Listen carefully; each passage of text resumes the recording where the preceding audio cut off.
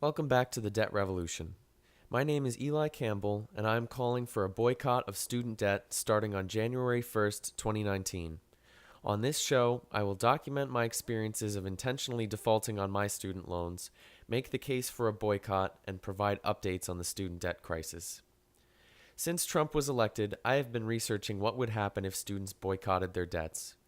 We are in a revolutionary moment in history, and if we want to save the future, the time for radical action is now. I've written an open letter called The Student's Debt to Society, outlining my argument for a boycott in more detail, which can be read at debtrevolution.org. Ask forgiveness, not permission, and steal your education.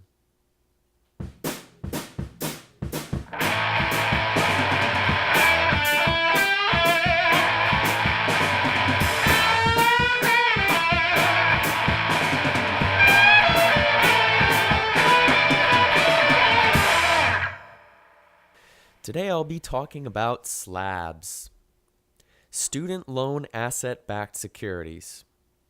What the hell are they, and why should anyone care? The sad truth is, if you have student loans, your debt may be bundled up into one of these assets. In my investigations, I focused primarily on the company Navient, one of the largest student loan servicers. If Navient has been harassing you about your student loans, what I'm going to share with you in this episode should make you mad as hell. Navient has its roots in the Student Loan Marketing Association, also known as Sallie Mae, a government-sponsored enterprise that formed in the early 1970s. After privatization and severing its ties with the federal government in the early 2000s, Sallie Mae eventually split into two entities in 2014, a consumer banking business called SLM Corporation and a loan management, servicing, and asset recovery business called Navient. Today, Navient is the largest servicer of public student loan debt, with a portfolio of $294 billion as of September 2018. Of the $1.5 trillion that 44 million Americans owe in student loan debt, this is a pretty substantial portion for one corporation to own. Through all of this, keep in mind, Navient is under contract with the Department of Education to service student loans, so everything that they do is inherently endorsed by our government and all of our representatives that have maintained this system. CNBC recently did a piece about how District 14 Rep. Alexandria Ocasio-Cortez is going to Congress with around $7,000 in savings. Their financial experts recommend that by age 30, you're supposed to have saved the equivalent of a year's salary for retirement, roughly $30,000. Much of the internet clapped back, "How about my student debt?"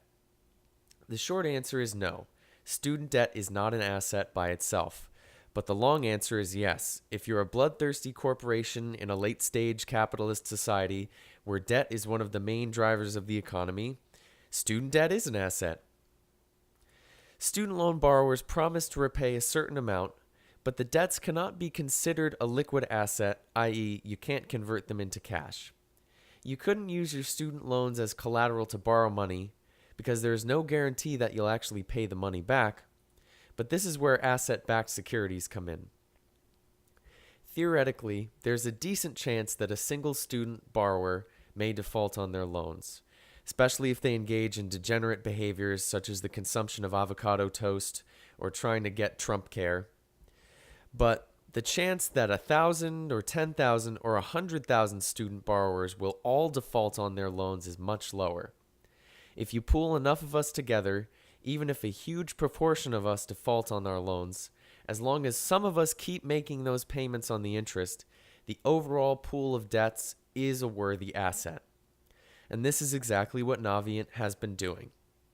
They buy public student loan debt from the Department of Education, harass borrowers, and turn our collective debts into assets to sell on Wall Street. Slabs are issued at a certain date, and much like bonds, they gain value over time as we pay back the interest and principal, and at a certain maturity date, the slabs are worth a certain amount more than they were at the issuing date. Despite the fact that most of us already aren't paying the loans back and that there's research showing that the bubble will burst within the next few years, Many of these slabs have maturity dates in the 2040s, the 2060s, even the 2080s. I hope these idiots are sitting down when someone tells them about climate change.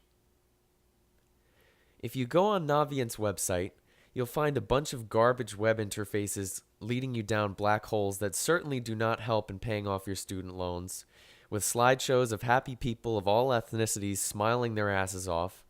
But if you ignore all that nonsense and scroll down to the bottom, there's a very small link to the whole other part of their website labeled For Investors.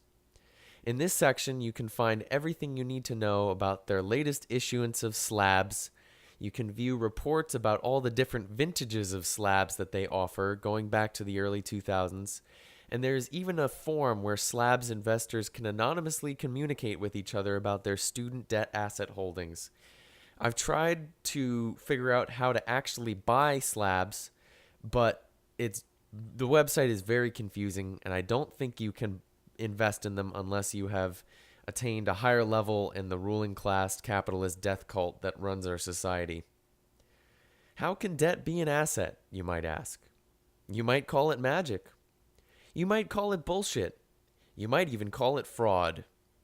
Navient claims, we enhance the financial success of our customers by delivering innovative solutions and insights with compassion and personalized service. Are they talking about the customers whose debt they're servicing, or are they talking about the customers who buy the debt that they're servicing? Navient is a publicly traded company on the stock market, and they have a board of directors that is responsible to their corporate investors to turn a profit based on their debt collection services and their issuance of slabs. Did I mention that they have a contract with the federal government to do all this? This is our tax dollars at work. We can all agree that Navient sucks, but wait, there's so much more. For each of the slabs issued, there are a number of other parties involved in what is called the debt securitization food chain. Charming Wall Street favorites like Goldman Sachs, Wells Fargo, JP Morgan, and Bank of America have all underwritten slabs issued by Navient. This is where my amateur knowledge of finance and economics starts to reach its limits, but I do know this much. When slabs are issued, there is a certain demand for them in the market. Investors will purchase as much of the slabs as they desire, and the rest are held by a party called the indentured trustee. With each slabs that are issued, because the acronym is really stupid, there is a corporation like Wells Fargo or Bank of America that take on this role of indentured trustee. They make an agreement with Navient to buy whatever slabs are not purchased by the market. This is crucial. It's done to maintain the market value of slabs, because if all of them aren't purchased, those undesired slabs could drive down the price of the other slabs. If no one wants to buy them, they'll go to the highest bidder, and the highest bidder, being the market, would drive them down. See, this is where all of this is ridiculous, because by the capitalist ideologies that these corporations and financial institutions claim to worship, their own products and entire livelihoods would fall apart.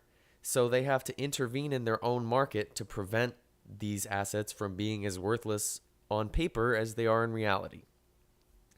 So what this means is that it is reasonable to assume that most of the major financial institutions that have collaborated with Navient in the past on these slabs are holding some of these assets, and when the student debt bubble finally does implode, all of these banks are going to be holding a bunch of assets that are worthless. I don't think Navient will like defaulting very much, and neither will their shareholders, their corporate investors, or the customers who buy their slabs. If we want to change the student loan system, we have to directly withdraw our economic support for the corporations that profit from it, and we'll start to see results. The All Lives Matter crowd started burning their Nikes when Nike took a political position supporting Kaepernick, because they understand how boycotting works. If we're tired of Navient pushing students around, we can't just depend on our elected representatives to act to regulate Navient, because they're the ones who wrote the laws and regulations that created the student debt bubble in the first place and allowed the trading of student loan asset-backed securities for the past 25 years.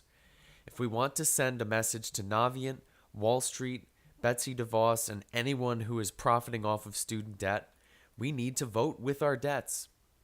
If student borrowers organize collective defaults and stop paying on January 1st, slabs and the whole slab market could be underwater by the end of 2019. Some will say, why should we try to crash Wall Street? Won't that hurt middle-class Americans and make everything worse? But regardless of what we do, this bubble will burst and the slabs will become worthless. It's only a matter of time. But if we can make Wall Street default before 2020, it will throw a monkey wrench in the machinery of the Trump administration. And if we want to save the future, which means abolishing ICE, which means stopping police violence, confronting climate change, addressing inequality, providing health care for everyone, and a lot more, a boycott of student debt is a tactic we must consider. Next week, I'll be talking a bit more about Navient and also about income-based repayment plans and why they have only postponed the student debt crisis, not solved it. Thank you for listening. Keep paying attention. I know it's hard right now. I believe in us.